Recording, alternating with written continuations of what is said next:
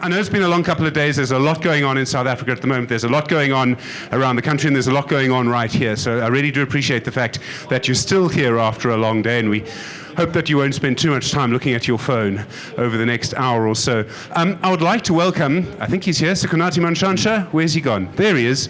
He's actually being wired up and also being cabled up at the moment is Posttruth van Wyk. You can turn around and look at them now because that'll embarrass them, or you can wait for them to come up on stage. It's really up to you. We don't have theme tunes because it's not the Cricket World Cup. On the other hand, it should be more successful than that. I would like to say one thing about investigative journalism before we start, which is we sometimes wonder, does investigative journalism matter? And what is the role of it? Is it to just get facts? Should it target certain people? In a room in Sandton, I'm sure there's some people, if I had to say, who should investigative journalists look into? Probably Ace Magashule would come close to top of the list in this particular room in Sandton. But one thing that we forget sometimes is how important investigative journalism can actually be. The biggest story of the last 10 years broken by journalists in terms of other political dynamics was probably the Gupta leak emails. And I would say if you look at what happened at Nasrec, if it was not for the Gupta leak emails, we'd probably be living in a very different country now from the country that we're actually in, because that's how close things were at Nasrec, and that's how important the Gupta leak emails actually became. So when people talk about investigative journalism and the role of it, it really is very, very important. I'd like to start by welcoming Posttruth van Wyk to the stage. Have a seat. And one of the things that's happened around investigative journalism is the reaction to it has changed. So a few years ago, say 10 years ago, do you remember the good old days when everyone seemed to know what was going on and now nobody does? You would publish a story and the politician would phone you and deny it and say it's not true. That's not what happens anymore. As Posttruth will explain to you in a few moments, they attack you, they attack your identity, they try and politicize you, they try and put you in a certain corner. And what that means is that media and journalism has become politicized in a way it's never been before. And this makes it very, very difficult to actually try and manage the situation. The other thing that's begun to change is that there's a kind of post-fact politics. You know what I mean, where people just ignore facts. That's one of the things that's happened. And we're going to also talk about how we'll deal with this. Sikonathi Mantshantsha, ladies and gentlemen. So Sikonathi, as you know, is a former deputy editor of the Financial Mail. How on earth we prized him away from there, I have no idea, but I'm very pleased that we did. Posttruth van Wyk, you'll know, works for Scorpio and Business Maverick and has done so much of the reporting recently on the economic freedom fighters and VBS Bank. They actually gave her an award as their favorite journalist on Twitter. I don't know if you saw it the other day. Okay, I'm going to start with you, Sikonathi. You've been an investigative journalist, you've been a deputy editor. What for you is the role of investigative journalism? And within that, I'd like to ask this question. Is it simply about getting facts and placing them before the voting public, or is it more complex than that? Still, it gets a lot more complex than that. You not only have to unearth the facts, talk to the people who don't want to talk to you, or at least make them famous, but you also have to tell the people why this is important, what it means, what on earth you are writing this for, and why would you be spending so much time investigating this one piece of news or a series of news? So in other words, it's about contextualizing the issue. It's absolutely about context. You have to put it all in the broader scheme of things. This is why we can't, for example, we have the weekend special as the finance minister, or this is how we got rid of him. So one of the things that's changed in society, we're going to come to the politics of it, but about 10 years ago, the Mail and Guardian, I mean, the journalists there are often at Amabungani, we have relationships with them. I probably shouldn't tell you that, you know, sometimes we work together, but you would publish, you know, people would publish a 2,000, 3,000, 4,000 word article. No one's going to read that now, right? That means that the contextualization is more complicated than it was. Yes, look, there will be quite a lot of people that read it, but the noisy ones, the noisy bunch, on Twitter rely only on the headline, and they then convince themselves they know everything that's in there. But in fact, they don't even care what's in there. They look who wrote the thing. You spoke earlier about attacking your identity and everything. So we walk around now with such great levels as a stooge of white monopoly capital in my case. What's your title? Satan. Satan, definitely. So, and we are members of something called the media cabal, which apparently reports to another mafia outfit in Stellenbosch. No one, of course, will admit to be a member of that mafia, Stellenbosch mafia, and neither does it exist. But yeah, we are members of those. Well, I mean, some of us have higher membership numbers than others. Anyway, I want to ask a little bit about motive. And Poli, let me just go to this. So, as an investigative journalist, if you look at, say, and I would argue the current dominant dynamic in our politics is probably the relationship, and I call it relationship, between Ace Magashule, the Secretary General of the ANC, and the President of the country, Cyril Ramaphosa. Would you say then the role of lack of? Sorry? You mean lack of? Well, there are all sorts of adjectives I could use to describe the relationship. Is it the job of an investigative journalist to say, if I do this story, it is going to affect our politics or our country in this way? Or is it not the job of investigative journalists to do that and to simply put the facts out no matter who they concern? Politics is not our job. You never think about this story that you're doing and this is how it's going to influence the politics around you. You think, is this right? Is this wrong? If it's wrong, can I prove it? Is it unethical? Will it stand up in court? Is this newsworthy? Will it influence people's lives if I leave it? Should people know? Those are the questions you ask. So to go and think that you would want to change the country by targeting certain people can easily backfire because it's easy to pick up on. You can see that certain journalists would then target only certain people. And you'll rarely actually make your target because for a long time in South Africa, there has been a lack of, how will we say that, for the Hawks and the National Prosecuting Authority to actually do something about what we write. So there's an influence, but we don't think that we'll land them in jail, for example. So no, Stephen, the politics of the matter would never play a part in what we do. I mean, Sikunati has done exceptional work on Eskom, and he's changed how Eskom works, and he's changed a lot of things inside Eskom. But I know for a fact that Sikunati never thought, okay, which politician will I target here? So no. I certainly did think there's a criminal or two that must be in jail. And yes. It turned out there's a whole lot more than two. Sekunati, of course, famously has been thrown out of every disciplinary hearing, I think, in Eskom's history. I do want to ask you, Poli, about, if that is the case then, if the job is not to target politicians, why Julius Malema and the EFF and VBS? Is it simply because you believe it passes the tests that you set out? So how I got involved in the VBS situation is actually very interesting. I was working on SARS a lot for the past 5 years. And my editor one day said to me, please, can you help on VBS? Because we had background knowledge and we knew that the EFF was involved, as a lot of other politicians were involved. And I always said to them, no, I'm not available, I'm busy. So this one day, I feel really bad and I say, okay, well, let me help. And I write a story. And that was sort of a bomb exploding over my head and over the nation's head. The EFF started to call me Satan. They wanted wanted proof. They told us that we are members of a cabal and that we're Stratcom, and that I should prove what I'm saying. So since then, I've actually stepped back and say, okay, this is now a serious matter where we have to prove it, and we might as easily, well, just prove them right. So it would have been proving the EFF right, that they had nothing to do with us, or proving them wrong. And so far, there's obviously no sign of them being not guilty. And then it's obviously also an investigation into how was it possible for a whole bank to be hijacked and robbed? How can that happen? So Excuse me, Polly, for a whole bank to be stolen. Looted into insolvency.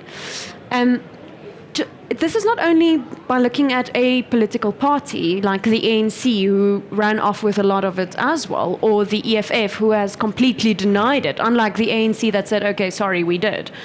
It's also a blueprint of how these things happen. And if we air it, if we ensure that the light shines on the facts, we may help people to read the signs and say, but this can't happen again. So wherever you are in your company or in another bank or in another corporate, read the signs. This is how it happens. One of the things that I've noticed about being in journalism over the years is that one story leads to another. Yes. And I'll use a non-political example. If you think of, say, the SAICA scandal, in the end, over 143 people died. So a journalist will do a story on it, which means that you get all the contact numbers of the families and the people involved. There'll be another development. You see them all again. You meet them all again. Then someone hears something and phones you and gives you that story. You publish that story. Then someone else phones your newsroom and says, I know that you understand what's going on here. Here's some more information. That happens to you, right? Exactly. That's what happened in the past few months. So people just came with more and more information. Some of it I let go because it's not relevant to the current situation. And some you try and fix into this VBS puzzle and see if it fits and if it works. And if it does, then it brings you closer to the truth. So that's exactly how an investigation like SARS that I was busy with for 5 years happened. I started to work on small things and people then see, okay, but there's someone caring. Because the problem that we have, obviously, is that we have an Eskom, and we have Petro SA, and we have SAA, and Denel, and Prasa. Transnet, and Prasa. So we have a lot. Journalists are sort of snowed under. And if someone from the public knows about this specific thing, and they see at last someone is actually caring, and they're making an impact, they tend to sort of go to that journalist if they are in agreement that that person is trustworthy. So that's a sort of a natural development of investigative journalism as well. Sekunati, I mean, in your career and also as a deputy editor, you will have seen stories that you think, I want to assign someone to that and I want to give them a month on it. And yet there's something else that's more pressing. And I want to ask if you've seen stories that you think, looking back, I wish I'd done that earlier because it did actually become a thing or something happened as a result. Because these are difficult decisions for journalists and editors to make simply because of the lack of resources.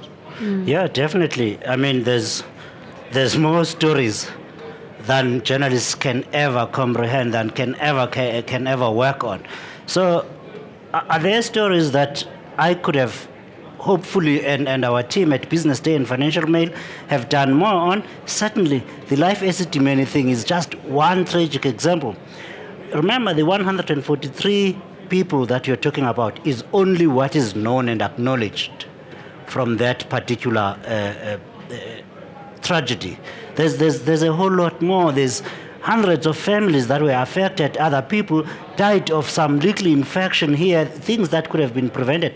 And now, with the government, the same government, talking about putting us all under the national health insurance, can they do it? I'm sure all of us here, those who are lucky enough to be employed and belong to some national, to some insurance, health insurance, Discovery probably, and all of that. Now they insist, the same government that has destroyed Eskom, destroyed the passenger rail agency of South Africa, where 5 million people every day who have paid upfront for their tickets have now to make another plan. They have destroyed the SAPC, which now wants to increase again your TV licenses, even though you don't watch it. Careful, I'm all for Yes, the SAPC is Stephen Grootes. They have destroyed petrol. They've destroyed everything. The only thing that's left, and that's not in their hands, is insurance cover for health. They now want to take that away from you too. Had we done a proper job on the life estimate thing, perhaps we could have better informed not only the public but the government themselves of their inability to run anything worthwhile. Let's repeat that. They cannot be trusted with running a spaza shop, the people in the government. If any of them is here, let's repeat this again. Okay, I'll save you the trouble. Holding no prisoners. I don't know if you follow Sekunati on Twitter, but if you like a strong opinion, he is your guy. We will take questions, by the way, in a few moments, and we will hear from you, and just, feel free to ask us when Poli's latest story about the EFF is coming out or whatever. Okay, I want to talk about the reaction to stories now. And we mentioned about how people attack someone's identity. But we've seen, for example, politicians publishing the personal information of journalists online and basically told their 2 million followers, you know who I'm talking about, to basically attack, to go for it. And I mean, Poli, this is primarily aimed at women. And I'm not quite sure why, apart from the only reason can be a sexist one. That must mean, and it would certainly mean to me, I don't know if it means to you, that the next time I'm going to write a story, I'm actually so much more careful and think to myself, do I really want to do this? Yeah, absolutely. A lot of young journalists told me that they're not sure how we do it. It was like, how do you keep on getting attacked, being called Satan, and that you must be raped and hanged and burned? And by the way, Satan's the most polite thing you've been called. Satan is very polite. How do you keep going? So if younger journalists start to hold back and say, I'm not ready for this, I can't write, what kind of journalist are you getting when they're older? It's people who are scared, who didn't come in under Sikunati's wing, who is absolutely not scared ever in his life. You would want more of Sikunati than people who shy away from online violence and from violence that may be very real. Because we had people saying, what's your home address? We want to come and visit you. Like the real threat of actual violence. So how we handle that, I think at the moment, journalists in the UK and the USA and locally, we are all struggling with that. It's a new beast. It's something that, whether you are a seasoned journalist or fairly young, and whether you are fairly thick-skinned or not, this is a new situation to handle, and we're not sure how to do that. We tend to, reevaluate our own presence on Twitter, for example, where it's starting to be a chat between bots who are not real people and people who are gaslighting certain people who they dislike or who are writing about them. But in the end, how we handle it, we must always ensure that we remember, and the public must always remember, that when someone is gaslighted, they've stepped on sensitive toes. And that's the important part here. We are holding power to account, and our power is also in a new world that's changing, figuring out new ways to keep people away from them, to ensure that people are scared, to ensure that journalists would rather not write about them. And it's the easiest way to threaten a woman with rape and being burned and get hanged. I mean, we come out of a terrible, horrific week where we all sat in this country and we think, what is going on here? So it's a difficult thing to handle. And that's where I would implore big business and other journalists to stand up for, especially those being targeted, those being threatened. And that's not to say, of course, that journalists must not be questioned. You should, always. And if a journalist cannot answer your question, they're in trouble.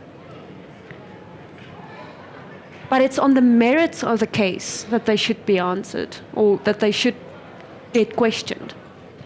Not on what their race or religion or political affiliation even is. Journalists must be held to a high standard, but always to the merits of the case that they are proffering. So, Kanati, why do you think politicians, and it's a particular group of politicians, I mean, I would call it the RET/EFF WhatsApp group of politicians who have suddenly started to do this? And it's not just here. Donald Trump does it. Other people do it. Are people just following Trump's lead? Is it because in an information age, the information that journalists release is incredibly important and therefore scary? Is it just because they can get away with it and no one stops them? Stephen, he who has nothing to hide definitely has no reason to worry.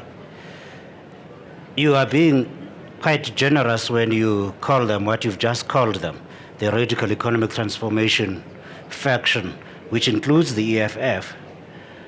What they really are in this instance are fraudsters and thieves who have stolen a whole bank and more, and are now quite sensitive about being exposed for what they really are. Jacob Zuma was so good to all of them that he actually made, let's repeat this, fraudsters and thieves look like statesmen and defend the Constitution. That's how great he was. With Zuma now gone, and the nation having to deal with the real facts, the state of affairs of this country, then people are feeling mightily exposed.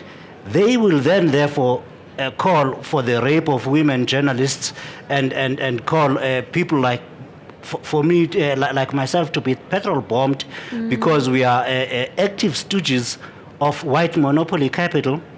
It's all in an attempt to run away from the facts. The facts are what happened to 2.7 billion rand at VBS Mutual Bank. The facts are what happened to monies at the Public Investment Corporation. The facts are what happened to over 100 billion rands stolen from Eskom alone. The facts are what happened to 9 billion rand stolen from South African Airways in the past 5 years. We know who the thieves are. There is evidence that, look, if we were publishing lies as journalists, all of us, about 60% of the journalists that are published every day in the newspaper would be in jail by now. Absolutely. For defaming people. Not a single one of us has been sued. We've all only been threatened with violence. Not because people are following in Trump's lead. No. People are trying to detract from the real facts, which is their own crime. Thieving, corruption. Do you want me to continue? I think we get the general gist. Poli, you're going to pick up. Just to get in there is what is it that we're seeing and what is it that Sikunati is describing? It's not new. If we read Italy's history, Mussolini did much the same. This is a very special brand of nationalism, which is built on a hunger for power, and power always brings money. And that's why you get something across the world like a one president party. Because being in that position and ensuring that you stay there will attract the power which equals the money flowing in from the other hand. And if you can grow that party, or if you can grow your own power, moving to another party maybe, the money will keep on rolling in. And again, may we just say, the money is rolling in from big business. And that is where the people sitting here must put their foot down and be very careful who you actually fund. And if you funded a political party, this is maybe the time where you say, we need to sit down and we need to talk. Because what you're doing with my money is unacceptable. I'm giving you money to govern properly. What are you doing? This is not right. This is not constitutional. Polly, let's add there, it's not just power that they're after. In the South African context, as well as elsewhere, once you are in political power, whatever your crimes may be, you stay out of jail. So if you want to prevent anyone arresting you for corruption, be it VBS, be it the Free State Development Corporation, everybody, be it the massacres in Kenya, in Zimbabwe, elsewhere, you need to win political power. Then you stay out of jail, you stay out of reach of the ICC. You can look up the east coast of Africa and find some politicians that are now in government because the ICC is looking for them at The Hague, and that's how you get rid of the criminal matters. Here in South Africa, we've had a president who managed for all 15 years to stay out of court by gaining political power. That was a very powerful president. Everyone who is a criminal and will get into politics and get into power. That is how you avoid getting into jail. So this brings us back to the criminal justice system, right? And The idea would be an investigative journalist does a story. Maybe Peter Louis Myburgh publishes a book about Ace Magashule. Ever publishes a book about Stephen Crudis. I'm just ending it now. And It's not you. And then the idea would be, and I think there's an expectation, rightly or wrongly, that prosecution follows. And we know that the National Prosecuting Authority is broken. That's not my words. That's the words of the new head, Advocate Shamila Pator. He uses very strong language about how broken the NPA is. So is there any point in investigative journalism if there is no prosecution, would be my question to you. There's a lot of point, definitely. We do know now what we know about this country. And you said earlier, 2017, the ANC elective conference we were so close to the brink. I believe, of course, it could be beating my own drum and my own colleagues' drum, but the work that we did, definitely with a lot of help of the great South Africans who refused to sit back and watch their country being stolen away, and gave us what we now know after failing to convince the police to do their job. Had it not been for that kind of work, for those good people, be they employed by the Guptas at the time or by ESCOM or anybody else, had they not come out and had we not felt strong enough that we will publish this regardless of the risk to ourselves, this country would have been very different today. We could have had a completely different situation. Indeed, Jez van Rooyen could still be your finance minister, and Malusi Gigaba your prime minister. So we've made a lot of progress. Between when everybody else refused to do their job, there were three institutions in this country, in no particular order. It was the judiciary that stood up and refused to be cowed. It was civil society organizations who actually stamped up money and went to court and protected the whistleblowers and took people out of the country for their own safety. And it was journalists who stood up and exposed what was wrong. Even though the law enforcement agencies were unable or refused to do their jobs, we still got the outcome that you now know what was wrong with this country. Let's look at examples. The Gupta leaks. We worked on SARS very hard. Mr. Tomuyani and most of his cohorts are out now. We at Sekunati has almost single-handedly ensured that ESCOM gets sort of on the right path That's quite again. an exaggeration, but... No, it's the truth. I mean, I've read your work for quite some time. Were it not for your work, we would have been in bigger trouble than we are quite sooner. Getting regiments and trillion to pay back some money. So, but we cannot do it alone. We do important work, and it's sort of what we do is sort of a disinfectant, I'd say. We let the sun shine on the facts, and we say, okay, public, this is it now. But the public must never forget how very powerful you are. Because journalists said, okay, guys, here's the Gupta leaks. And civil society said, no more. I'm putting my foot down. People took to the streets. And in the end, the ANC could not stomach anymore that their president is someone who allowed this shadow state. So it was actually civil society who reacted on our work. Now, if civil society could react on everything we do, we may actually become a better country, and we may steer the ship into calmer waters soon. But that's also to keep us as well on the right path. I mean, journalists are a part of the community. We are a product of the community. So you'll always get journalists that are dodgy as well. I mean, that's when you question, and that's when you ask, so can you prove this? So we're not above scrutiny at all. Okay, there's a much bigger question I want to ask, and it's a slightly philosophical question, right? If we look at how societies are changing around the world, and I use the American example because it's an easy example. You have people who watch CNN and voted for Hillary Clinton. You have people who watch Fox News and voted for Donald Trump. And what you have in the States is that 20 years ago, everybody read the New York Times. And what that meant was that everyone voting, generally speaking, and obviously I'm oversimplifying this, they all based their voting decisions on the same set of facts. So the society agreed on facts. There's now, people call it post-truth politics. I mean, Boris Johnson says he's very pleased to lose last night's House of Commons vote. I mean, come on. And what we have now is a situation where you could be the biggest, best, most fantastic investigative journalist in the world. You could publish your story, but instead of it being in the New York Times where everyone would read it, it will now only be on CNN or Fox. In our case, that probably means it might be the Daily Maverick and the Gupta leak emails, or it might be the Sunday Independent and the CR17 emails. What does that mean for investigative journalism if the investigations you do are only presented to people who are already disposed to actually reading it?